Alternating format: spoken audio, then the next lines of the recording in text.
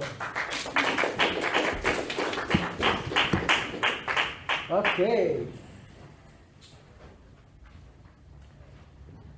So, 2nd of September, 2004. A man was rushed to the hospital after a stroke that he experienced. The doctors talking to his wife and saying, this man, there is no chance in the world that this man ever going to function anymore. He's going to be vegetable all his life. According to the scan that we see his brain, we see like a black hole of the size of a fist in his brain. There is no chance that he can get out of it.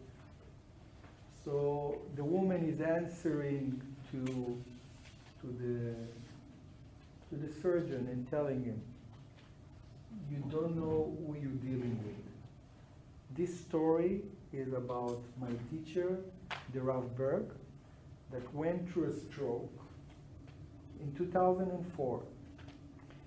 And as his wife said, he was able really to find a way after this stroke and to bring himself to a place that he was functioning, walking, speaking, lecturing, and living a standard life. Not exactly as it was before, but in reality, there was something that happened that we describe it as mind over matter. Many of the technologies, the most promising technologies of the world today, are related to what we refer to as nanotechnology. Nanotechnology, you might not familiar with it on a basic level in your own life, but it's in food, it is in any technology, in the car technology, it's in our cell phones. You know, our cell phone became so capable and so small only thanks to that kind of technology called nanotechnology, yeah? But the Kabbalah says that the next technology, much more elevated technology, is the wisdom of Kabbalah. And in reality, the moment you know how to use this technology in the right way, you can have a complete control over the circumstances of life, the events of life, and you can create yourself an happy and fulfilled life. My name is David Zakim. I'm a representative of Kabbalah Center International. I've been connected to this wisdom, this technology for the past 18 years. I'm someone that is living by this life.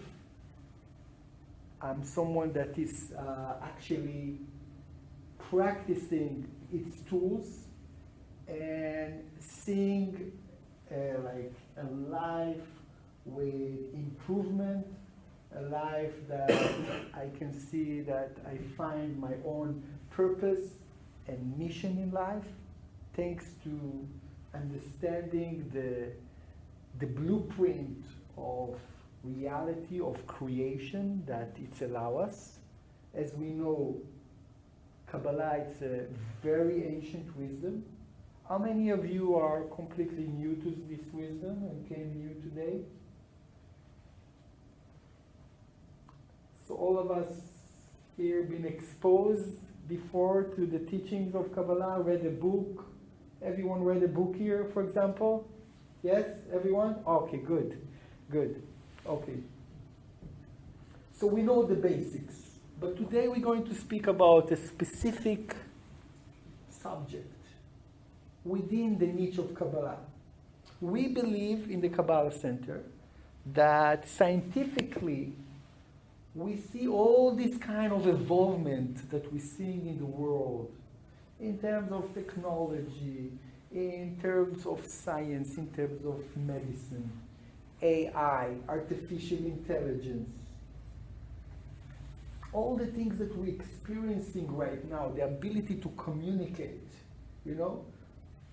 How does Facebook work? How does the internet work? How the energy within all the clouds. What is the cloud? Do you know what is the cloud? How it can hold so much information. How this information is traveling. How the waves of Wi-Fi traveling. Yeah? We are dealing with things that are not so tangible any longer. Yeah? Once, in order to do something, we had to get a room full with machinery in order to do some kind of a very simple function. Today, with our cell phone, we can control and we can communicate with all the world. Yeah? It's very interesting. So the question is,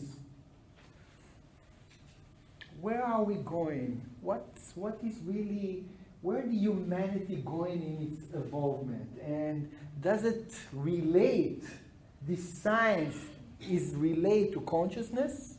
What is consciousness? So we know consciousness is definitely something that is not tangible. Consciousness, thought, patterns. Is it possible to control our thoughts? Is it important to control our thoughts, or just to everything that is streaming to our mind, we should just allow it? How many of our thoughts are really negative and destructive? You know? And depressive, you know? You wake up in the morning, you see that there is a very cloudy day. You say, oh my God, another very, very dark day with no sun. I'm depressed. I'm deciding to myself that things not going to be going well this morning. And I don't have the feeling, the passion, the excitement to do things. We feel like that. I live in Moscow right now. And for the first time in my life, I'm experiencing this kind of weather. And it's affecting me, you know? It's dark till 9 o'clock in the morning, and so it's very hard to get out of bed, isn't it? It's affecting us. Everything is affecting us. The weather is affecting us. The people around us affecting us. Culture is affecting us. Everything is affecting us. But the question is, if we are supposed to be the one that are affected by external things, or we can take the wheels into our hand and say, no, I am the one in control.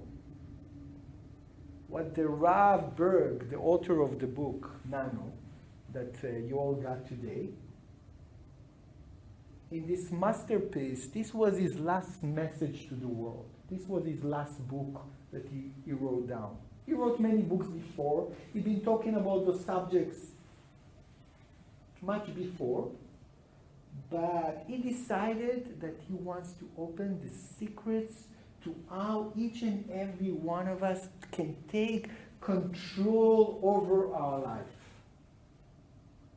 Do we really believe that I can take control over my life, over my relationship, over my prosperity, over my feelings?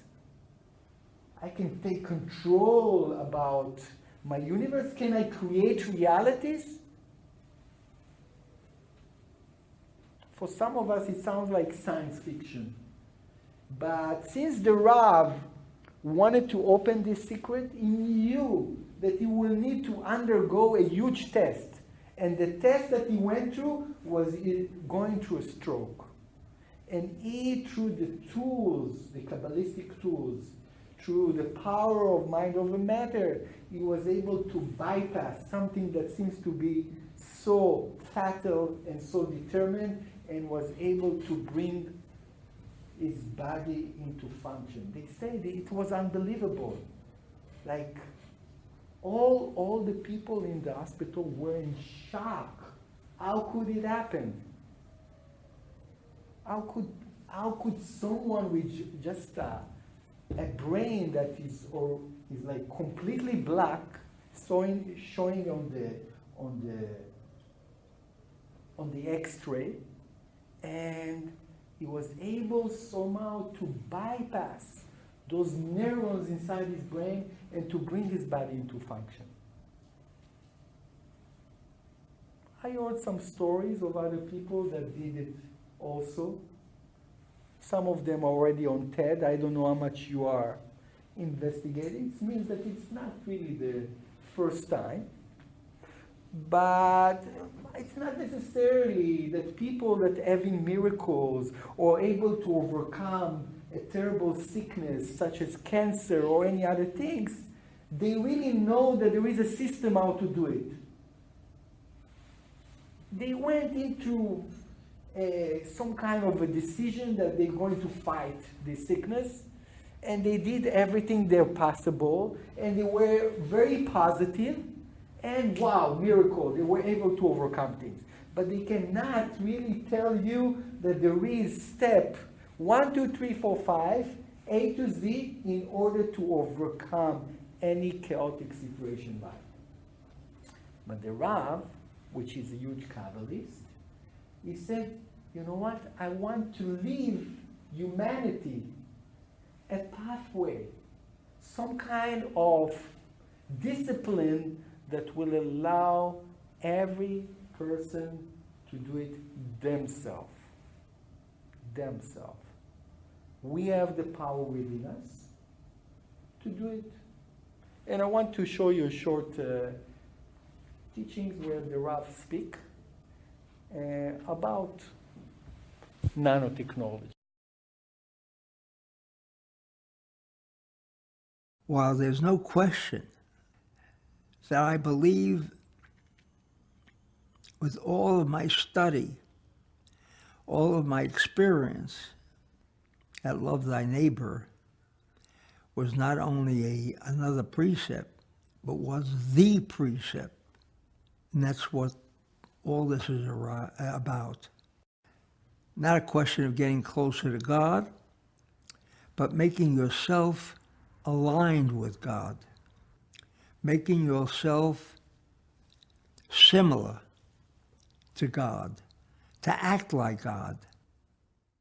We'll get into the subject of what is God, because I don't think it's something clear to any of us. We're definitely not buying what religion, any kind of religion, is trying to sell us about the definition of what the Creator is.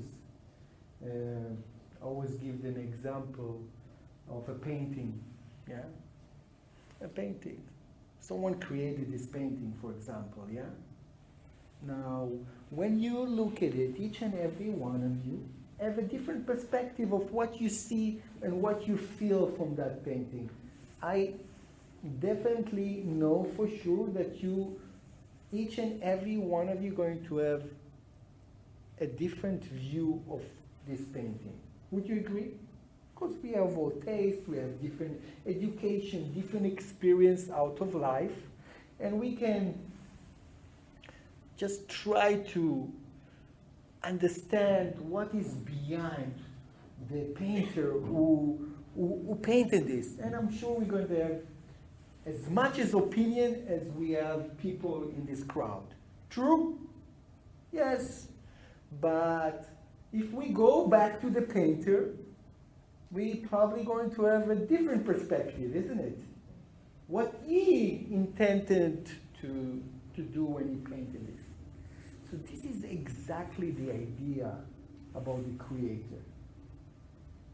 There are many opinions of what the Creator is and why he created humanity, the galaxies, why he created planet Earth, and why he allowed all this negativity that takes place in every place in the world.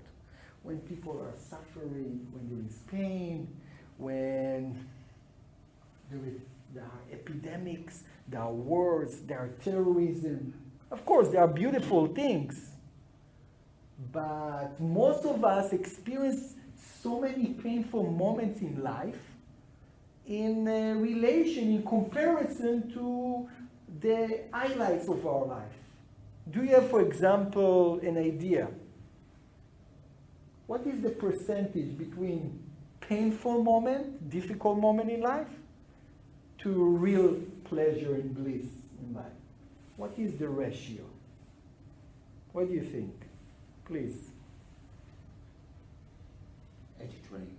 80-20. 80-20? 80 pleasure? No. Good. Most likely not. I like it. I like this answer. Any other ideas? 50-50? Okay, that's good. Any other opinion? Yeah, okay, not exactly the percentage, but I think that in my opinion the question is a bit wrong because... The question is wrong? Yeah, because I think that the meaning is not just to have pleasure. Because in my opinion... Regardless. No. What I want to say is that what I see that here in your book you are telling about how to make the body immortal. And I think that is not the goal, because for me the body is just a vessel. The soul is the more important. And there you have the picture of the tree of life of Kabbalah, there on the corner. And there the lowest level is the physical body, and the highest level is the body or the light. And there are different spiritual levels, and the curtains are between. Yes. And Of course, I've been teaching it for 18 years, I know that, you know. And the aim is that one should develop in the spiritual way to the up, not to the physical body. Yes. And how the soul is developed only by the experience here on the earth, the experience what the body can have. So what do you think? What do you think for yourself, for your personal experience in life? The ratio between painful moments and blissful moments, when you experience joy. There is a point why I'm asking that, yes? Well, it depends on what do you think, what is the joy? Somebody can enjoy, that people have different things for joy. Then you have basically, what you have to learn is to learn in I agree with you. Now and this moment, and take all joy what you can have now. Not to live in the past, not to live in the future, but live now. You know what? And that helps a lot. You know what? Joy is harder to define. But pain is very clear. Isn't it? When it's painful, it's painful. When someone's saying you something that is very painful, it's painful. When there is an accident, it's an accident. When there is a loss of a job, of a relationship, it's a loss of a job and a relationship. It's painful. Yeah, it's painful. Yes? Of course it's painful. But for me, nothing happens by accident. When things are not going my way, it's painful. Nobody can argue with that. It is, isn't it? Actually, I think it's our mind who made it painful, because it's our perspective. For True. The things is just what they are, and our perspective is creating the reality. Where is the pain? Where is really the pain? Where do we feel the pain? And what, when doctors give you anesthesia, where does anesthesia go? It's canceling something within the brain. It's not going to the body part that they're going to operate on. Yeah? So of course, but we are trying to first identify the way we experience things. Not yet going to the solution. We are still like trying to identify where we are. Because it's easy to say slogans, there is a spiritual realm. It's very easy to say that. But the true idea is, do we really live this way? Most of us not. Well, I live in that way. Okay, very nice. Very nice. I'm a healer. I can tell you that I've been doing spirituality. I'm 48 years old. I don't look like it, but I am. Because of nanotechnology. And I've been doing spirituality for the past 25 years. and I don't believe that I'm quiet, quiet, like in every moment of pain in my life, I can really transform it and say, yes, it's actually not painful. Also, because there is a reason for that, by the way. Because every time you overcome a certain kind of challenge in life, and you're able to cope with it, and you look at it as an opportunity, the way the world designed is to give you a greater challenge that's going to force you to feel the pain and not to see the gift behind that pain. That's the way it's designed. The Kabbalists explain to us. In order to elevate in the tree of life, we have to always experience different realities, no matter how many challenges we already been able to overcome. The cosmos will throw at us a surprise. Surprise! Yeah. Challenge that you are not familiar with. Beautiful. And there you need to create what the Rav did. Mind over matter. The reality seems to be so chaotic. Everything seems to be going down. I'm going through like complete chaos. And you just need to say to yourself, wait a second. If I'm educated right, and I read some Kabbalistic text, it's actually an illusion. It's an illusion. And if you have the certainty that this is an illusion, it will be an illusion. But it's not easy to live this way, my friends. For that, you need to have a lot of trainings, a lot of exercises, okay? And that's what we are for. First, to inspire that there is a solution to life. There is a system, and that system can allow each and every one of us to progress, no matter in which stage we are. Because it doesn't matter where Anna is or where Yanni is. What matters is the progress that we do. Nobody cares where you are. The Creator, the cosmos, wants you to progress, wants you to improve, no matter what is your starting point. If you are good with your starting point and you say, okay, I'm good where I am, I don't need to make an extra effort to learn more, to expand more, to try new techniques, you're actually limiting yourself.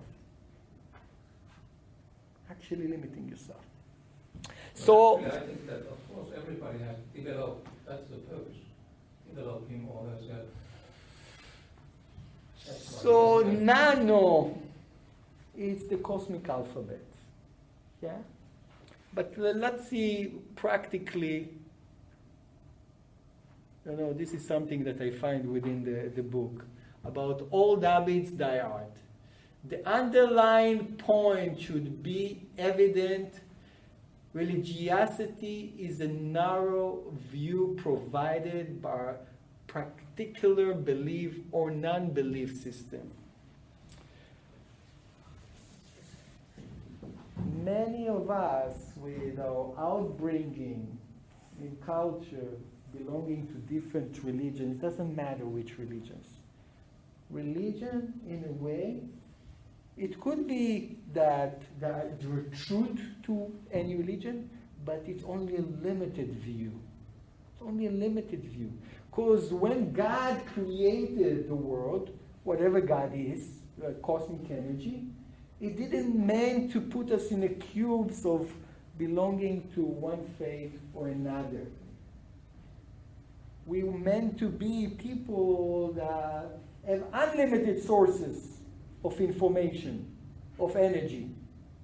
As the Rav said in his words, the Creator, that energy, that cosmic energy that exists within each and every atom inside of ourselves, it has endless energy in it.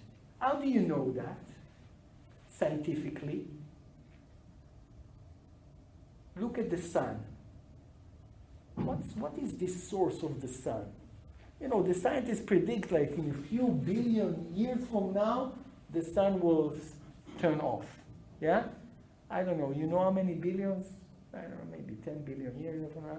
Who cares? 10 billion years. We hardly live like, a life of 70 years. And yes, a billion years from now, something will happen. But right now, the sun, it's a nuclear station that produces endless energy. What's happening there, really, within the sun? What happened when we try to take a tiny atom and split it? Do you know what happened? Where are the signs here? We have a nuclear power within it. This is how humanity invented the nuclear bomb. Taking one atom, which means nothing. We have trillions of those atoms like inside our body. There are trillions of atoms like laying around in the air. And taking the atom, breaking it down, suddenly there is endless energy. What's going on? We don't even put attention to atoms. We don't put attention to practicals that's like going around in the air. We have so many of those atoms inside of us. Why we cannot create energy from them that is powerful and we don't feel drained and we always feel like we can create? There is the ability there. Yes? So what are those atoms really? So from scientific point of view, the nano measurement, the nano practical, it started in what we call the level of protein, and you can have an example here how it goes from a tennis ball. But it says that the nano practical is equal to about 2,000 atoms of. They took, like, for example, atoms that belongs to a gold, because the gold is very condensed, so the atoms are a little bit more condensed. So approximately 2,000 atoms of that belonging to the gold crystal. Yeah. What is nanotechnology in terms of physicality? So, what is the prediction of nanotechnology? And let me show you what scientist says. One scientist, the U.S. House of Representatives Committee on Science at the turn of the century, the ultimate goal of nanotechnology, that's what scientist says, yeah, was stated quite clearly. Complete control over the physical structure of matter, all the way down to the atomic level. Molecular manufacturing, such are the implications of advanced, that's the name of the book, by Christian Peterson, okay? This is what it says. So, in reality, the prediction that through nanotechnology on a physical level, that's for us to understand, eventually to be able to take the atoms and be able to separate them or correct them according to the need. Imagine yourself, there are like billions or trillions of atoms inside garbage, which creating not such a good smell and not so useful. But if you go and manipulating them, you can take the same atom and build something functional and effective. That's really the prediction of how we can use nanotechnology in the future. Eventually, be able to use nanotechnology to resurrect the body. It means that nanorobots will be swallowed by us. That's what we're talking about science, yeah? And it's something that will be able to be in the market not so far in the future. I promise you that. They've already been testing those things. you'll be able to swallow a pill, which there are going to be a group of nanorobots that are going to go around and start fixing places that are damaged in your body. Can you imagine? Interesting, no? Imagine yourself, you don't need to go through operation, you swallow those things. They see a problem within the heart, the blockages. There are also already those drills that have been used in hospitals, but imagine yourself that nanorobots will be able to fix our body. It means that we don't really have to get sick anymore. Interesting.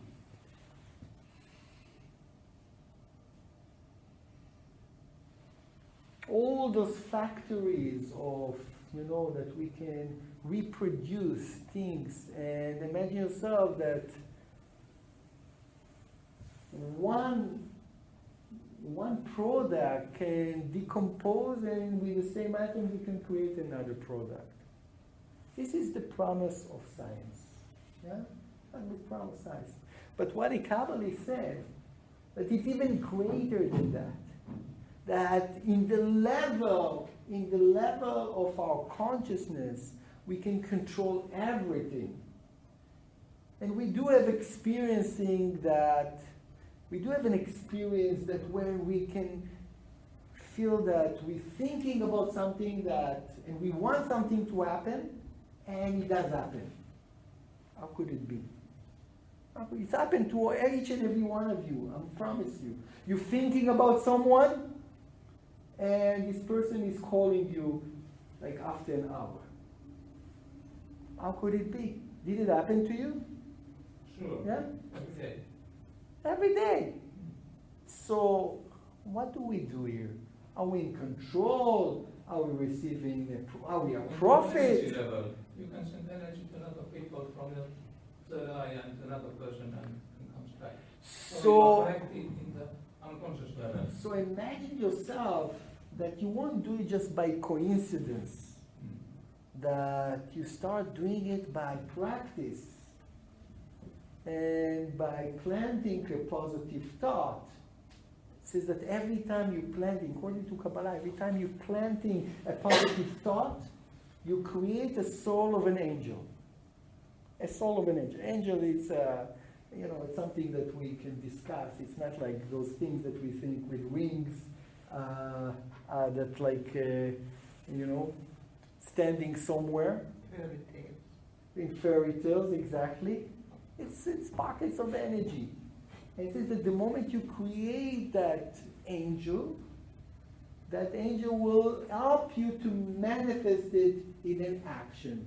Because the thought is within a potential. But we are creating with our thoughts. Unfortunately, every time we are thinking negative, we're creating what we call a negative angel.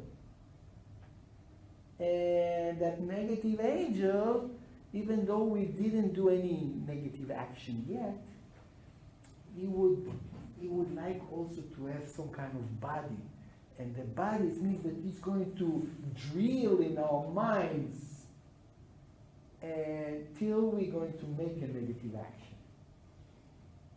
You feel that sometimes you have a negative thought, but it's repetitive, and even though you try to force it and say and go against it, eventually you go out and fall and do that negative action. Yeah?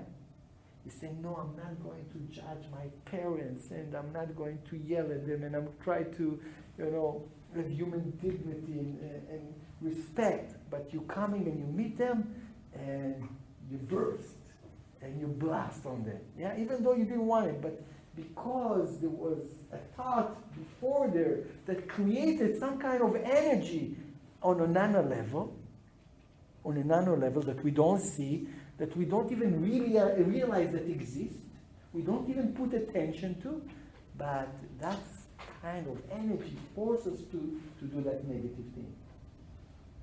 So we need to start being aware of those nano level things that we're doing in our life that eventually creating chaos.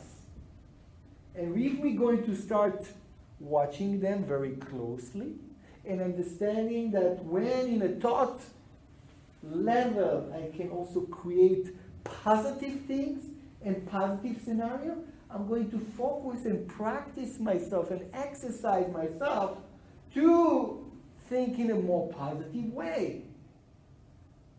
Understanding that this can create a better reality in my life. Is that what he says? Yeah, that's true, but of course it also how it depends. I mean, that it's only about thought, it's also how you behave. If you behave badly, you will get bad behavior against you. But it says in Kabbalah, Sof Maaseh b'machshava techila. It means that every actions that we take in need to determined by a thought. Yeah. So what is first? Action or thought? Which is worse? So No. action is the physical level, it's not nano.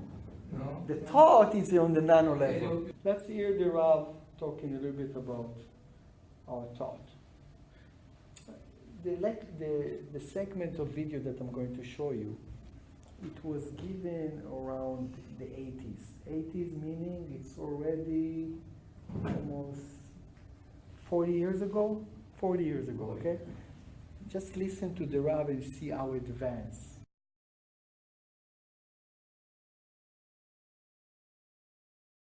In relationship to the vessel, if you take a glass cup, a very fine glass cup, it's a vessel. It receives water, the tea, and all it wants to do is to receive what it's the tea.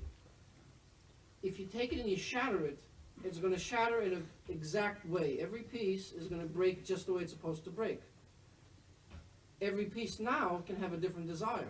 But when they were together, all they wanted was to get the tea. Nice. Okay. That's if you're ready to admit that each crystal in the glass Break even. is another energy intelligence. Break the way it's supposed That to each break. thought energy intelligence Separate, is it's different. because of its desire to receive. Because it will each separate one, yeah, bigger and but they can smaller. live together, but when they're shattered, every one is a separate energy intelligence. The desires you changed.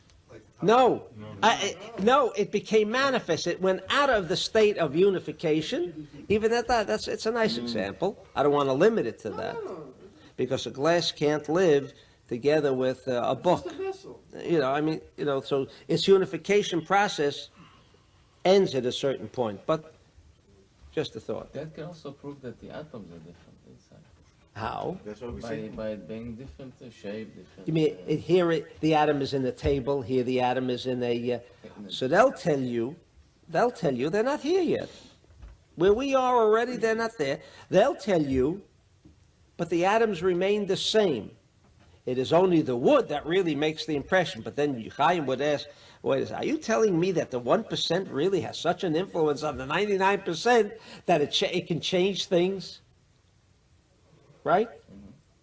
Then they'll also tell you, you're right, Chaim. I forgot about what I learned in college. That is true. Uncertainty, that we really shouldn't give so much importance to the physical thought, because they use that. It shows you how contradictory they are. First, they'll tell you, like you said, the atoms are all the same, whether they're in a table, whether they're in a glass, it's all the same, right? It's the table that makes the whole difference. The answer is yes and no. Why? Because how could you say the table and the glass because they're two different things? You yourself believe that there's uncertainty, that it's only an illusion, that the glass is maybe no glass, that the glass is the table and the table is the glass. It's possible, they say, right? So where is the importance? Should be in the 99%. And 99% because this atom has this kind of desire to receive. He came here, and this atom came here. Oh, wait a second. Now you're telling me atoms have the intelligence of man? It has. But they're robotic. That's the only difference. That is the only difference. They have a tremendous amount of intelligence, far superior than most people. However, most people are those who do not think. Therefore, the atom seems to be a powerful object. But on Shabbat, we control the atoms in those chalot. That's what we're doing. That's what we're doing. The atom is an atom, and I say you are now going to become Yud Kei Vav Kei of the right column. He's going to listen to me. I believe that. No, I shouldn't say I believe it. I know it. So what we are trying to raise as a possibility that we are here to learn how to control the atoms. Okay? This is what I want you to be open to according to the teaching, according to the book. And let's speak a little bit more about atoms, okay? First of all, atoms are decaying. Can atom die? What do you think? Just change the form. What does it mean? Let's say there is some kind of molecular, yeah? There are like a bunch of atoms that holding or ends together, we say, and creating a molecular structure. And the molecular can create, DNA, and so on, till something becomes tangible, yeah? But when atoms when like something physical gets decomposed, let's say I'm taking this chair and I'm burning it down, what happened to the atoms inside of that chair? What happened to them? As you said, they just change the form. Exactly. They get somehow from this kind of condensed, holding together, creating that form that looks like a chair, they suddenly evaporate. But what really happens, it says, that they just stopping holding ends. And the atom gets separated and can go anywhere, in the air. Like there are many atoms right now. Where are the atoms of Newton, of Moses? Where are the atoms of, give me a famous Finnish person that was,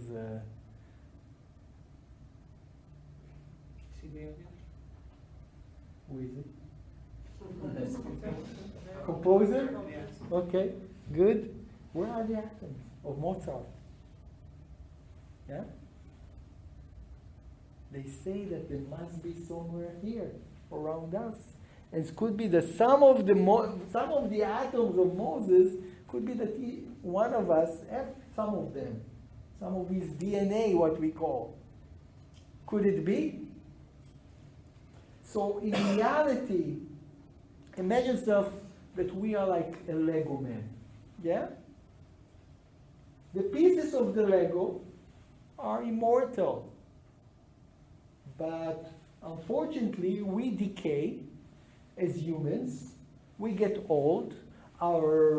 We get wrinkles. Our body organs get weakened. Yeah? And eventually, we die. Atoms are immortal. We structure from the atoms, but for some reason, we decompose and die. And everything, there is wear and tear for everything in this world. Clothing seems new in the beginning, suddenly, after a year or two, you feel that it's not the same fabric anymore. What happened to this? It means that some of the atoms that were in that fabric went away. So it doesn't look the same. Some of the atoms that were on our skin suddenly disappear, so we look a little bit more wrinkly and a little bit, the skin is not holding in the same way. So what is really the cause of that? Why can the atoms not hold exactly like we were a baby, that our skin was, so soft and so amazing and seems to be so pure? What really causing those atoms to be separated? This is the question. This is the question, that the $1 million question. And the question is if we can give order to the atoms to remain together. What do you think? So the Kabbalah said that we do, as the Rav explained. It is possible. Depends on your level of certainty, of course, but it is possible. And it says that eventually I can be someone that be able to control all the atoms in our bodies. All the atoms in our bodies. It means that science has some kind of a competition with consciousness, with the teaching of Kabbalah, saying to us, yes, there is less matter nowadays than ever it been in reality. Yeah? It means like all our functioning that we're doing is kind of virtual. It's kind of working through waves. As we said, the internet, clouds, payments. You remember the money that we hold in our hands, the coins? It almost doesn't exist, you know? You just come in, you put your phone on this NFC machine, ding, it goes directly to the bank. You don't even feel the pain of spending anymore. Yeah? Why is it? Maybe one day it's even going to become much more easier. You don't need really to spend, you know? It's like everything you want to purchase something, it's all about energy. It will come to that place. This is part of evolution. So science go end by end with spirituality. There is no contradiction, really. There is no contradiction. So what the Kabbalah says, what creating that separation within the atoms? So they explain to us that space can come in. Space. Space, it's an energy force that exists out there. From an energetic point of view, don't think about space as a room or space that we have right now, even though it's related. But space is something that we can enter into our life, and space is something that we can remove. Can you give me an example about space that exists in our life? In terms of relationship, in terms of the way we behave. What is space in our behavior level? Love? I think love is more about holding hands together. It's unity. Yeah, it's holding, but that's it's not part of space. our life. It's the opposite of space, love. Yeah? Do you agree? Separation. Fight. Fight is space. Every time you're going to argue with someone, what's going to happen as a result? Distance, yeah? Physical distance, not the calling as we used to call, yeah?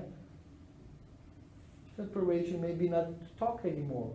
Space enter after an argument. Love, bring people together. You understand? This is my example. You understand where I'm going with that? Give me more example. How do we put space into our love? What creates more space?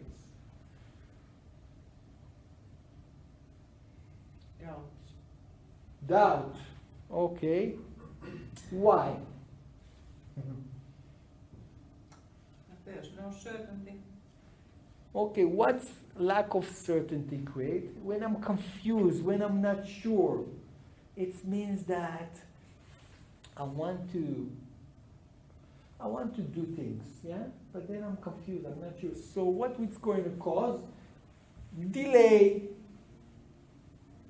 lots of passion in doing it, lots of excitement. So there is space between action and reaction. Okay? So let's do a short exercise together. Try to think how space enter in your life, in your personal life, at work, at health, at relationships,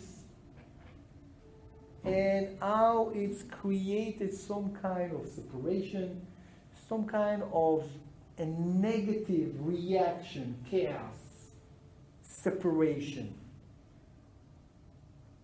Okay, so pick someone that you don't know and maybe share for a couple of minutes about something that's coming to you. It doesn't need to be super deep, but a good example of how space entered to my life and create some kind of separation in any area possible. Okay, let's take a few minutes.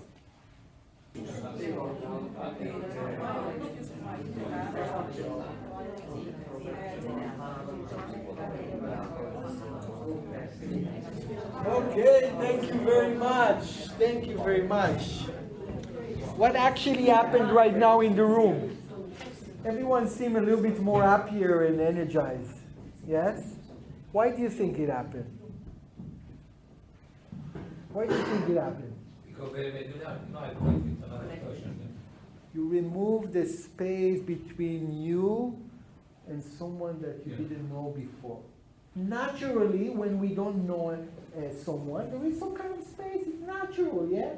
But what we did right now, remove the space. We were communicating. We've been opening ourselves up to another person. We were sharing ourselves with another person. Do we feel good? Yeah. This is one of the secrets. This is one of the secrets. Those are more questions that I want you to think about. Think about it. The whole secret of life is how we can remove space. And space is something that, of course, related to our ego.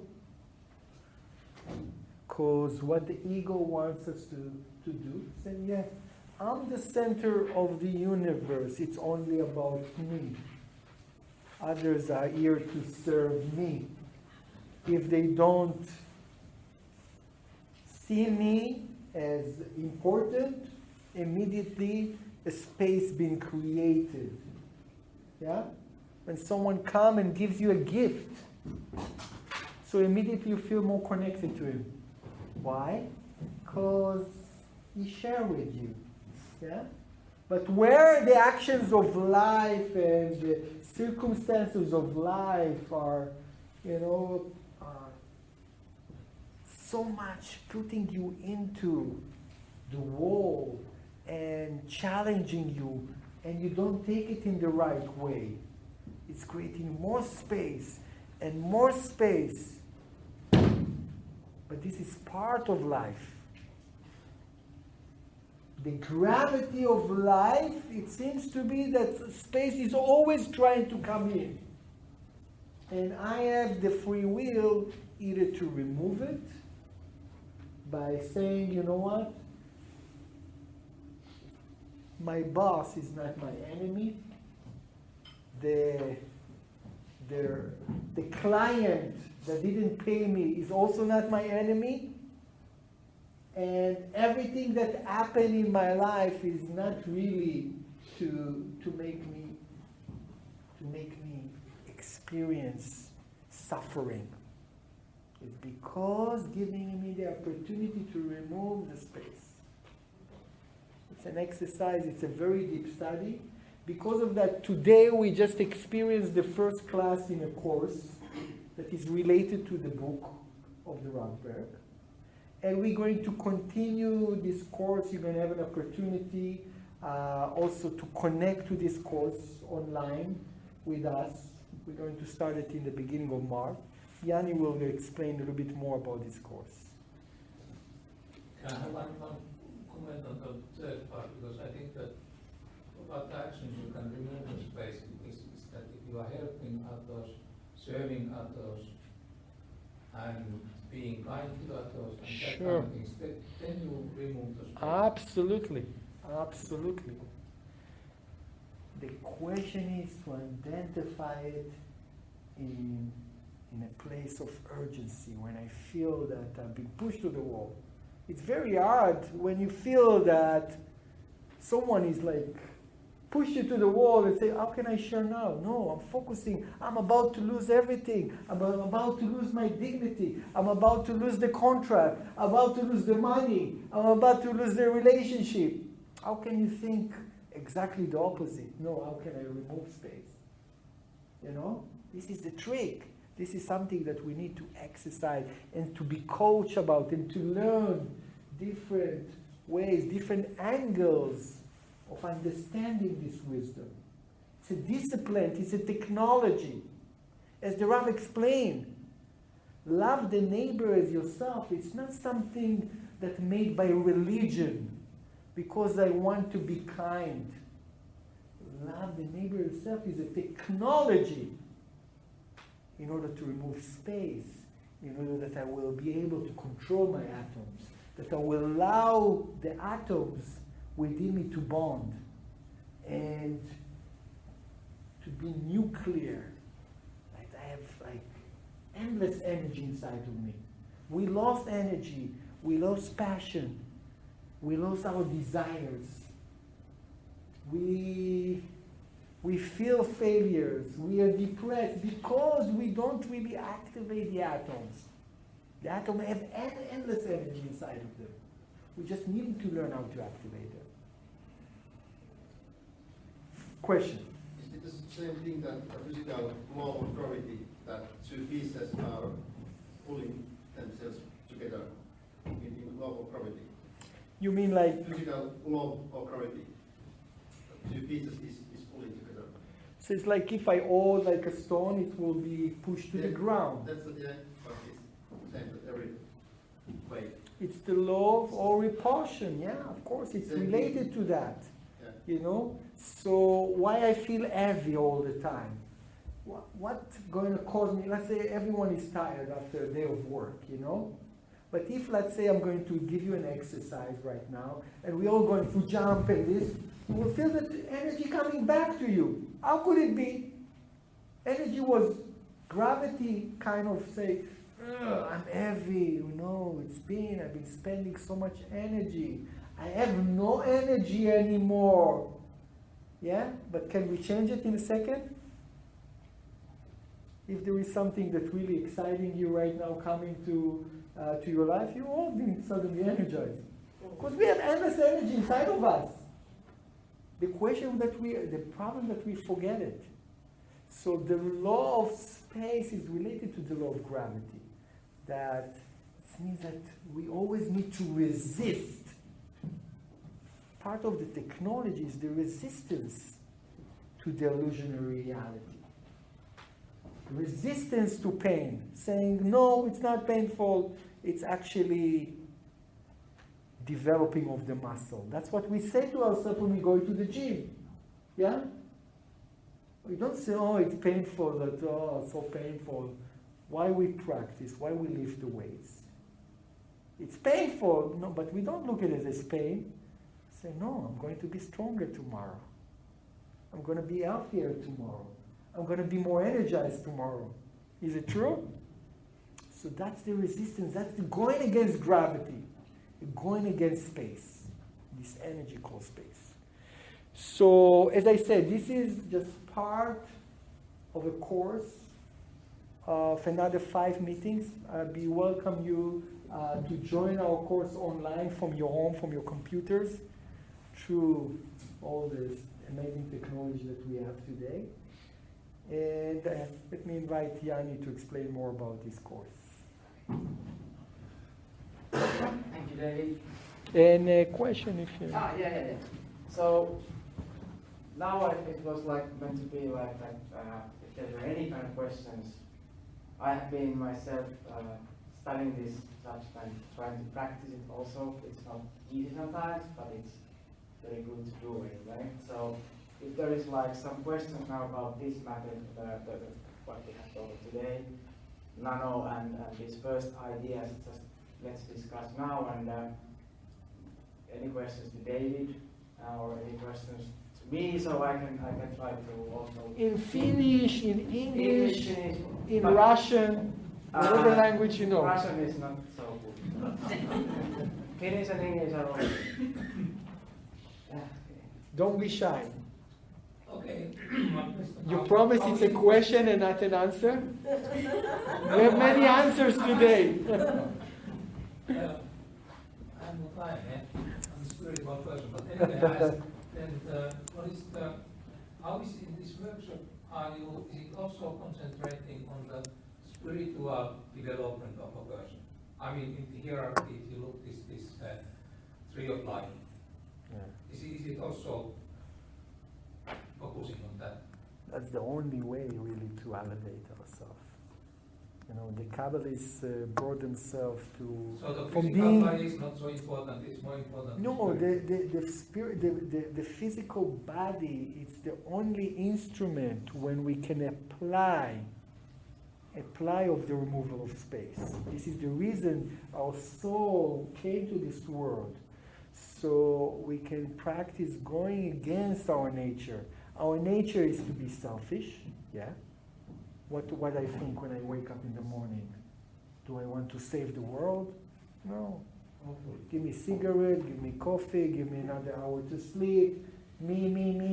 This is the noise in the morning, yeah? Nobody wake up in the morning and say, today I'm going to save the world. Today I'm going to change Finland. I'm going to help everyone here. Nobody thinks this way, yeah? Because we are in a bit, yes.